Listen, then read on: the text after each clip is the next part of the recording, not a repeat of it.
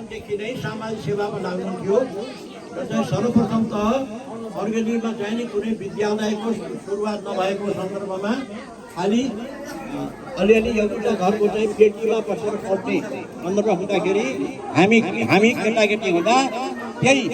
जहाँ पुष्पनाथ भट्टराईजी जन्मनु भएको थियो त्यही घरको पेटीमा मेरो पनि कौमुदीको सुरुवात भएको नर्मदा सरस्वती देवी भनेर मलाई व्याकरणको चाहिँ गुरुको रूपमा गर्नुभएको हो।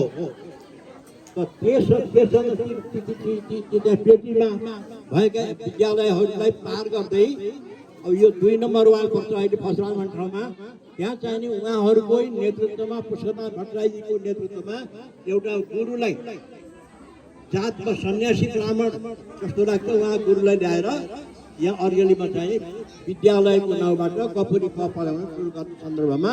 पुष्पनाथ भट्टराईको पनि अग्र भूमिका छ। मैले देखेका कुराहरू छन् र गर्दै गर्दै त्यो विद्यालय त्यहाँबाट सार्दै यही अहिले चाहिँ लक्ष्मण भट्टराईजीको घर जहाँ छ त्यही जगमा चाहिँ एउटा गोठ बनाएर त्यो विद्यालयलाई यहाँ ल्याएर उहाँहरूकै लाग्छ पुष्पनाथ भट्टराईको नेतृत्वमै एउटा विद्यालयको प्राथमिक विद्यालय चण्डीपाठ गर्दै गीता पढ्ने चण्डी पढ्ने गर्थ्यौँ त्यो बेलामा अरू कस्तो भन्न थियो हामीले पढेको हौँ मैले पनि पढेको हौँ त्यस्तो शिक्षा प्रेमीको रूपमा र